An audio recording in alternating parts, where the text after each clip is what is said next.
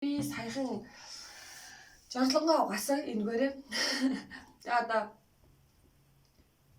хизээч жорлон борлоо угаалаа гэж хэлээл энийг ингээл бичлэг хийгээл хийнэ гэж үнэндээ бодож ирсэнгүй.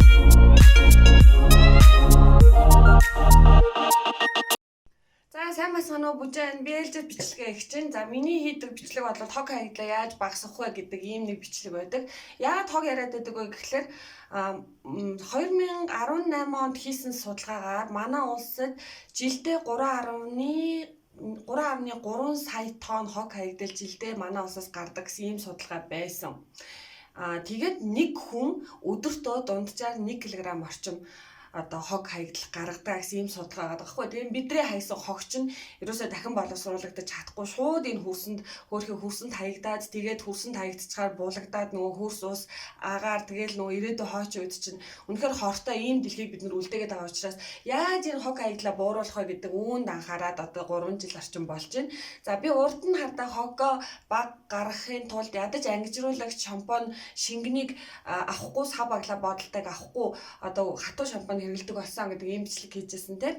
Тэгэхээр яг өнөөдөр болохоор цэвэрлэгээний бодис буюу за коммета би бас хаяа хийдэг. Тэгэхээр энэ коммет яаж хийдэг вэ гэдэг арга хэлж өгөх гэж байна. За энэ нь болохоор миний 14 орчим хоногийн өмнө за бараг сарын орчим гэж магадгүй хийсэн коммет ахгүй юу?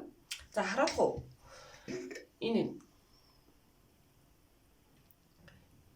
дотор нь ингээд тагийг онгоолгоод хэрэглээд ингээд болохоор жоохон хатах гэдэг. Яагаад гэвэл сод орсон учраас тэгсэн ч гэсэн хамаагүй хатцсан байх юм бол харин ч одоо баан ч юм уу эсвэл нөгөө билетгэн дээр юм асгараад жоох ингээд хатуу болсон байдаг шүү дээ. Тийм зүйлийг угаахад бүр тохим гэсэн.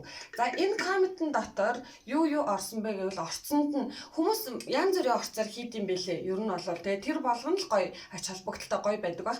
Би болвол яаж хийдэг вэ гэхээр энэ дотроо би ер нь хамгийн амархан аргыг хэрэгэлдэг шүү. Ер нь жоохон залхуу талтай хүн учраас энд 20% нь сод ордыг. Тэгээд 20-25 орчим хувьд нь нөгөө хатуу савн биш үү те тэр савн манах хэрэглээд байдаг. Тэрнээс үлддэг байхгүй жоохон үлддэг. Тэнгүүд нь тэр савнгаа бүгднийг баазж жагаад буцаагаад халуун усанд хийгээд тэгээд нялцанхаа болно шүү дээ. Тэлээд нялцанхаа зурмаг болно. Тэнгүүд нь энэ дотроо хийждэг гэсэн. Тэгээд дээр нь 30-40% нь винегар буюу алюминий цуу хийж байгаа. За тэгээд тэрийг ингээ хологч нэгээд хутгана. Тэнгүүд тэр чинь заримдаа нилээ өтгөн болно. Эсвэл заримдаа одоо содын нэг хийцэн байх юм бол жоохон өтгөн байгаа. Заримдаа эсвэл жоохон шингэн болно. Тэгээд тэрнээс нь хамаа юунд хэрэглэх гэж байгаа гэдгээсээ хамаараа дээр нь жоохон бүлээн ус хийж болно. Гих мэтээр өөртөө зохицуулаад хийцдэг. Энэ жоохон өтгөн учраас би одоо юугаа угааж байгаа гэвэл жорлон байна. Одоо гэрийнхаа зарим тавцсан тийм үү цонхны тавцсан зэрэг ийм зүйлсийг угааж байгаа. За энэ бас энэ дээр нь болохоор нэг бол шар юмнууд байгаа жижигэн шар юм. Энэ болохоор лимоны хальсыг бүр жижигэн болгоод нухаад тэгээд хэрчгчин тэгээд хийцэн байхгүй. Ягаад тэгэхээр нөө нэг Монгол зарагдж байгаа хатуу шавангууд чинь шууд өөхөн тасаар хийгддэг шүү дээ. Ихэнх нь өөхөн тасаар хийгддэг болохоор содтой, винегартай тэгээд өөхөн тасаар холихлоор үнэр нь их гоё гардаггүй байхгүй. Бид нар ч одоо бас үнэрт айгуу татагддаг шүү дээ тий. Гоё үнэр гарахгүй өөхөн тос нүртэх гэдэг. Тэгэхээр өөхөн тосны үнэрийг нь дарахын тулд би лимоны хальс хийсэн.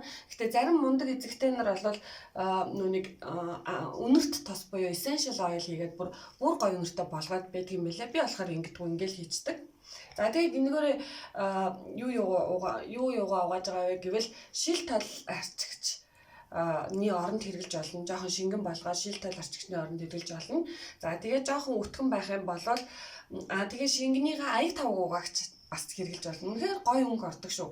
За тэгээд дараа нь ингээд жорлон байна. Бусад хатуу гадаргуугаа угааж хэрэглэж болтгоо.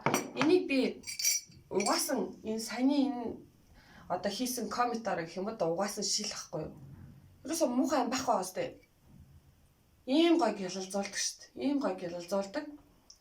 Ингэж гялалзуулдаг байхгүй. Тэгээд Дээрэс нь коммент энэ төр чи яадаг гэвэл судлаад үзсэн чинь айлууд ер нь бол 3 сар болоод нэг коммент худалдаж авдаг юм билээ. Нэг аяг угаагч дунджаар худалдаж авдаг гэж байгаа байхгүй. Тэгэхээр чин сарда жилдээ бодоод үзэхээр за 3 сар тутам нэг аяг угаагч нэг коммент авдаг гэд бодох юм бол нэг айлаас одоо жилдээ л 4 ширхэг комментнээс ав, 4 ширхэг аяг угаагчнээс ав тий. За тэгээ шампунь ангижруулагч хэрэглэдэг бол бас 3 сар хэрэглэдэг гэдэг л да тий. 3 сард нэг сард нь шампунь ангижруулагч гэд бодох юм бол хэд болж байна? Бараг 8 болж байгаа шүү дээ тий.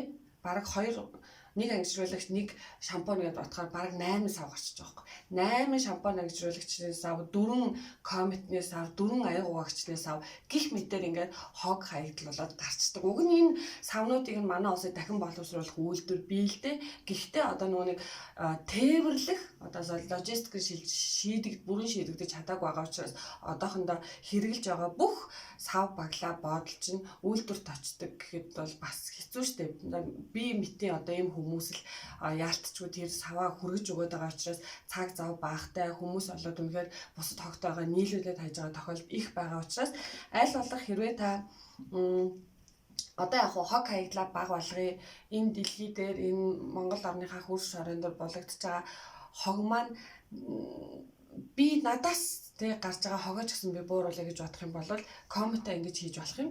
За энэ коммент чинь бас нэг давуу тал нь яадаг вэ гэхээр хуурай комментиг асгаад ямар нэгэн бүтээгдэхүүн гадаргуу гуйхлаар эргээд нөгөө хуурай учраас тэг химийн гаралтай бүтээгдэхүүн хийсэн учраас хамар амар ороод тэг эргээд нэг ямар нэг өвчнөр өвдөх эрсдлийг нэмэгдүүлээд идэм байл л да. Тийм учраас коммент бас хэцүүхэн. Тийм учраас л одоо эрүүл мэндэ ч гэсэн батсан энэ зүйлийг комментиг өөрөө хийж байгаа. За ингээд би саяхан жорлонгоо угаасаа энэгээрээ одоо